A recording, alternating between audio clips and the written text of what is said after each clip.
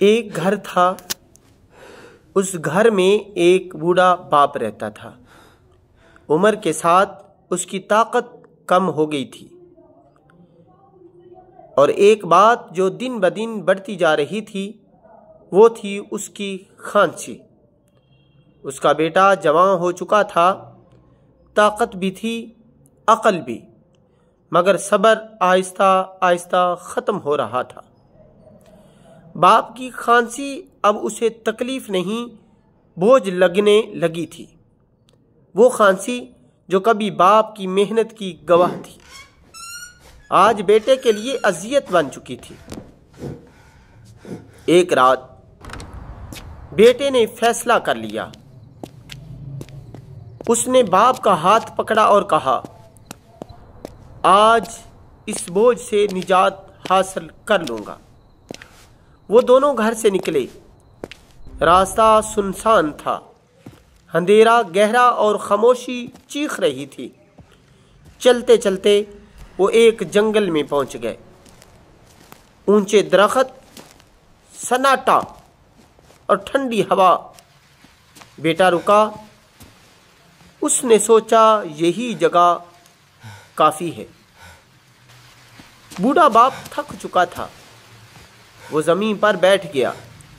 چہرے پر نہ غصہ تھا نہ شکوہ، بس ایک گہرا سکون۔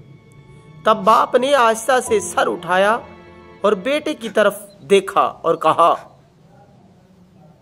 بیٹا مجھے یہاں مت چھوڑنا، کسی اور جگہ لے چلو۔ یہ وہی جگہ ہے جہاں میں نے اپنے باپ کو چھوڑا تھا۔ یہ الفاظ نہیں تھے، یہ وقت کی دستک تھی۔ بیٹے کے قدم لرز گئے، آنکھوں کے سامنے اندھیرا چھا گیا۔ اسے لگا جیسے آنے والا کل اس کے سامنے کھڑا ہو۔ وہ سمجھ گیا کہ وقت بدلہ ضرور لیتا ہے۔ آج جو کرتا ہے انسان، کل وہی لوٹ کر آتا ہے۔ بیٹا گھٹنوں کے بل بیٹھ گیا، اس کی آنکھیں جھک گئی، دل ٹوٹ گیا۔ بوڑھے باپ نے کمزور ہاتھ سے بیٹے کے سر پر ہاتھ رکھا۔